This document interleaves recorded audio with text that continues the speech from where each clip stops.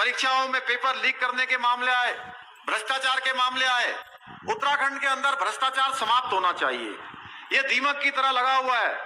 जगह जगह छोटे छोटे काम करवाने के लिए बहुत सारी जगह रिश्वत की मांग की जाती रही है।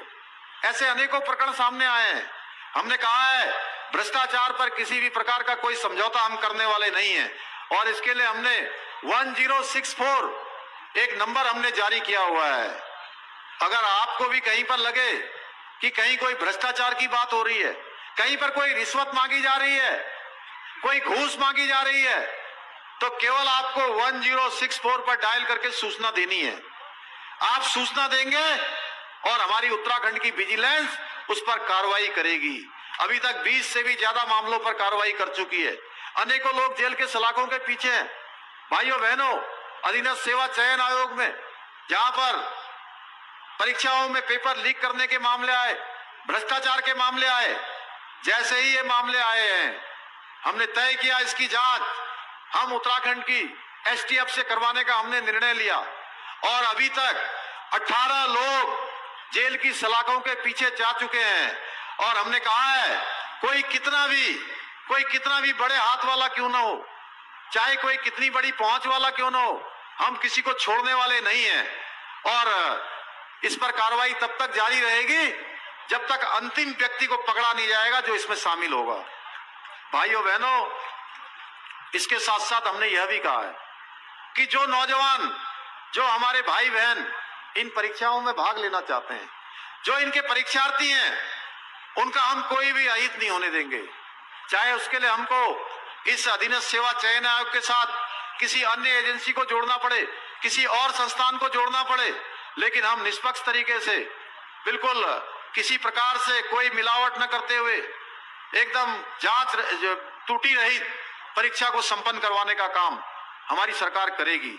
क्योंकि हम किसी भी कीमत पर नहीं चाहते हैं कि हमारे आने वाले जो नौनिहाल हैं, जो परीक्षाओं में भाग लेंगे, उनको कहीं नुकसान हो। भाइयों बहनों, इसके साथ साथ सरलीकरण, समाधान और निस्तारण, इसके तहत हम काम कर रहे हैं। सरलीकरण की प्रक्रिया को हमने कहा है सारे विभागों में अपनाया जाए। रितु दीदी कह रही थी यहाँ सिटकुल बनाने के लिए हम बहुत सारे यहाँ पर हम अभी जल्दी ऐसी इन्वेस्टर सबमिट करने वाले हैं। बहुत सारे उद्योगपतियों को, उद्योग लगाने वाले लोगों को हम आमंत्रित कर रहे हैं, जिससे कि आने वाले समय में बड़ी संख्या में हमारे यहाँ पर उद्योग समूह आए, वो अपने अपने उद्योग स्थापित करें, जहां हमारे राज्य को रेवेन्यू दें, उसके साथ साथ हमारे सभी नौजवानों को रोजगार से जोड़ने का भी काम करें। उनको, हमारे नौजवानों को रोजगार मिलेगा। हमने सबको आमंत्रित किया है। हम उनकी सुविधा के लिए भी विशेष रूप से एकल खिड़की सिस्टम को मजबूत कर रहे हैं, एकल खिड़की सिस्टम को लागू कर रहे हैं। जहां उनकी बहुत सारी समस्याएं हैं, उन समस्याओं का भी हम समाधान कर रहे हैं। उनके लिए भी हम सरल रास्ता अपना रहे हैं। सरल रास्ता इसलिए अपना रहे हैं क्योंकि हम जानते हैं आधारभूत संरचना को जब मजबूत करेंगे तो हमारे राज्य का विकास होगा, हमारा राज्य तेजी से आगे बढ़ेगा। इसी प्रकार से अनेकों क्षेत्रों में हमने सरलीकरण का रास्ता अपनाया है। भाइयों बहनों, हम चाहते हैं कि आने वाला जो समय है वो उस समय में हमारा राज्य हिंदुस्तान के श्रेष्ठ राज्यों में से आए। उसके लिए हमको चाहे जितना परिश्रम करना पड़े हम परिश्रम करेंगे।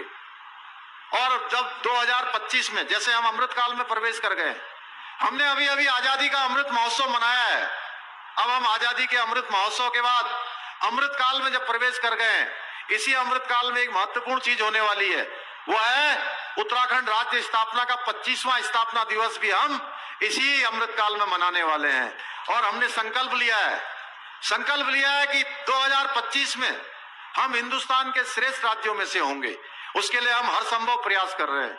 लेकिन ये 2025 में हम हिंदुस्तान के श्रेष्ठ राज्य में तब शामिल होंगे जब हमारे सबके मन में ये बात आएगी कि हमारे उत्तराखंड को हिंदुस्तान के श्रेष्ठ राज्यों में बनाने के लिए हमें अपने अपने क्षेत्रों में योगदान देना है। हमें अपने अपने क्षेत्रों में योगदान देना है।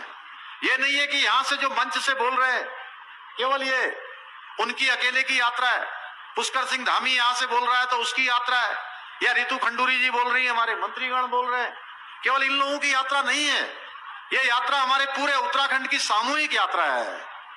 ये सामूहिक यात्रा हमारी तभी गंतव्य स्थान तक पहुंचेगी, तभी हमारे लक्ष्य तक पहुंचेगी, तभी हमारे उस स्टेशन तक पहुंचेगी जब हम सब के सब मिलकर कदम से कदम मिलाएंगे, जब हम साथ साथ कदम ताल करेंगे, कंधे से कंधा मिलाएंगे, तो कोई शक्ति हमको हिंदुस्तान का आदर्श राज्य बनने से नहीं रोक सकती है। जिस प्रकार के हमारे यहाँ संसाधन है, जिस प्रकार के हमारे को प्रकृति की दी हुई धरोहर है, भगवान की कृपा है, जहाँ हमारे पास इतने देव स्थान है, जहाँ पर हमारी गंगा जैसी पवित्र नदियां हैं, वनों से आच्छादित है, पर्वतों से आच्छादित है, एक हमारे पास जहाँ आयुष की भूमि है, योग की भूमि है, धर्म की भूमि है, अध्यात्म की भूमि है, उस भूमि पर भगवान का दिया हमारे पास सब कुछ है। हमको उसको ठीक स्वरूप में लाना है और हमने संकल्प लिया है, हम उसको ठीक स्वरूप में लाएंगे।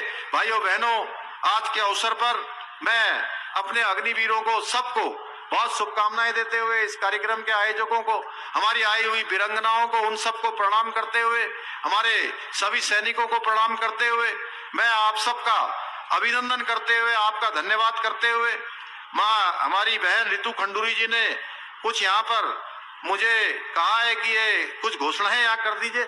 मैं तो कह रहा था इनसे कि जो है इन सबको मैं ले जाता हूँ, लेकिन इन्होंने दिया है, चूंकि हमारी ये विधानसभा की भी अध्यक्ष हैं और आप सब लोगों ने इतना समर्थन यहाँ से देकर इनको अभी भेजा है, तो मैं ये घोषणा करता हूँ कि जितना भी इन्होंने कहा कि कंडो आश्रम में चक्रवर्ती सम्राट भरत की प्रतिमा व कंडो आश्रम का सौंदर्यीकरण किया जाएगा, इसका सौंदर्यीकरण किया जाएगा।